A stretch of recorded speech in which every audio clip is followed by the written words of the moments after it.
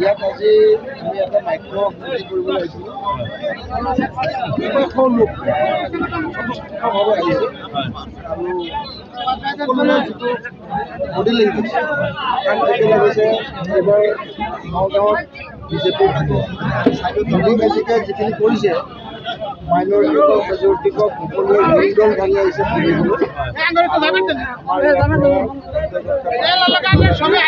বিপুল ভোটত জয়লাভ কৰিব।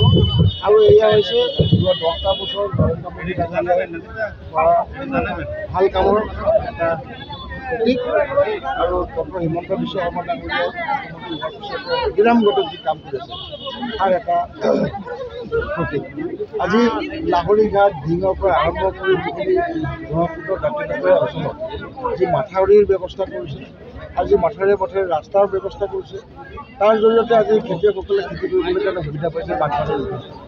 আৰু লগতে PM কিষাণ পোৱাৰ লগে লগে তেখেতসকলৰ যিটো খুচি সেইটো দুগুণ হৈ গৈছে।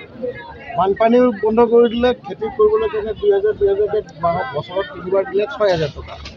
আকৌ খেতি কৰিবলৈ যাওঁতে ৰাতিপুৱা শুই উঠি ভাত খাই যাবলৈ কাৰণে মুদি চাউলো পালে, খেতি কৰিবলৈ পইচাও পালে, বানপানীও উঠাই দিয়ে আৰু লগতে ঘৰো পাইছে।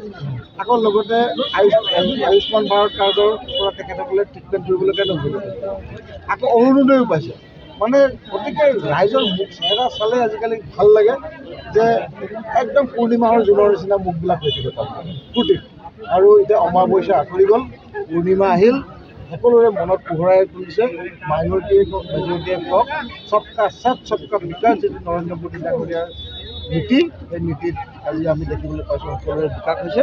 আৰু এই বিকাশৰ ফলস্বৰূপে আজি নগাঁওবাসী ৰাইজে ভাৰতীয় জনতা পাৰ্টীক ভোট দিব আৰু আমাৰ কেন্দ্ৰীয় বিপুল ভোটত জয়লাভ কৰি আছে। আপুনি যিখিনি জেগাত সভাত মিটিং কৰিছে বিজেপিৰ জেগাত মানুহ হৈছে, কংগ্ৰেছৰ তাত নাই হোৱা বুলি কওঁ, হয়নে নহয়? সঁচা কথাটো প্ৰতিফলিত কৰিব লাগে। গতিকে কংগ্ৰেছেতো আপোনালোকক এইটো লিখি দিলে মানে আকৌ বেন কৰি দিব, হয়নে নহয়? কংগ্ৰেছৰ মিটিঙত মানুহ নাই বুলি যদি কয়, অলৰেডি 2টা চেনেল বেন কৰিছে আৰু কৰি দিব। গতিকে অলপ চলপ আছে বুলি ক'ব আৰু মিছাকৈ হ'লে। কাৰণ কংগ্ৰেছৰ এতিয়া অৱস্থা নাইকিয়া হৈছে। অদূত বৰদলৈ 5টা বছৰ ইয়াৰ পৰা MP হৈ আছে, কিন্তু ইয়াৰ চাহটো ৰাইজে নিদিয়ে। কৰোণাৰ সময়ত ৰাইজে কষ্টত ভুগি আছে। কৰোণাৰ সময়ত ঘৰত থাকি উশাহ ল'ব নোৱাৰা অৱস্থা হৈছে। সেই সময়ত তেওঁ ৰাইজৰ ফালে পিঠি দিছে। কিন্তু নৰেন্দ্ৰ মোদী ডাঙৰীয়াৰ সৈন্যসকল, আমাৰ বিজেপিৰ কাৰ্যকৰ্তাসকলে তেখেতসকলে ঘৰে ঘৰে গৈছে। আমাৰ বেমাৰ হ'লে হওক, কিন্তু ৰাইজক আমি সুৰক্ষা দিম বুলি আমি ওলাই আহিছোঁ। ময়ো মোৰ নিজৰ সমষ্টিত 43 দিন আছিলোঁ আৰু গাঁৱে গাঁৱে ঘৰে ঘৰে গৈ পেলাই আমি চাউল বিতৰণ কৰিছিলোঁ, যাতে এই দুখৰ সময়ত আমাৰ ভাৰতীয় জনতা পাৰ্টীৰ সকলো সদস্য ৰাইজৰ লগত থাকে। আৰু কংগ্ৰেছৰ হ'ল পিঠিটো দি পেলাই আৰামত চহৰ নগৰত সোমাই থাকিলে নিজৰ পৰিয়ালত দিয়ে। কিন্তু এইবিলাকৰ কাৰণে এতিয়া এইবাৰ ৰাইজে নিৰ্বাচনত কৰোণাত যেনেকৈ ৰাইজৰ ফালে পিঠি দিছিলে, এইবাৰ ৰাইজেও তেখেতসকলৰ ফালে পিঠি দিব আৰু ভোটটো পদুম ফুলত দিব চবেই। আৰু এইবাৰ চাব ৰিজাল্ট কেনেকুৱা। আমি কেম্পেইন কৰিবলৈ ইমান দৰকাৰেই হোৱা নাই। অলপ দিনৰ আগত আহিছোঁ, যোৱাকালি গধূলি কৈছোঁ মিটিং কৰিম বুলি, আজি ইয়াত আহিছোঁ। কংগ্ৰেছে আকৌ চেলেঞ্জ দি পেলাই মিটিং কৰি দিছিলে আমাৰ ওচৰত। সিহঁতৰ মিটিং শ্বেডিউল নাছিলে যোৱাকালি। আমি নিবিচাৰোঁ যে আমাৰ ওচৰতে কোনোবা এটা মিটিং কৰি আমি কাজিয়া কৰিবলৈ কাৰণে দেখাওঁ, শ্ব' কৰিব নাযাওঁ। কিন্তু তেখেতসকলে এতিয়া লাষ্ট পালে, তেখেতসকলৰ লগত মানুহ নাই, আমাৰ তাতো স্বতঃস্ফূৰ্তভাৱে আহিছে। এতিয়া চব ৰাইজে কৈছে কংগ্ৰেছ আৰু বাই বাই, কংগ্ৰেছক আৰু কোনোৱে চাব নোৱাৰা হৈ গৈছে। গতিকে আজি ভাৰতীয় জনতা পাৰ্টীৰ যি সুন্দৰ পৰিৱেশ, আমাৰ মুখ্যমন্ত্ৰী ডক্টৰ হিমন্ত বিশ্ব শৰ্মা ডাঙৰীয়াৰ নেতৃত্বত ইয়াতে গঢ় লৈ উঠিছে। মই ভাবোঁ ৰাইজ সঁচাকৈ ভাৰতীয় জনতা পাৰ্টীৰ পক্ষত আছে আৰু আগন্তুক ঘৰ, অফিচ, গুদান আদি সলনি কৰাৰ কথা ভাবিছে নেকি?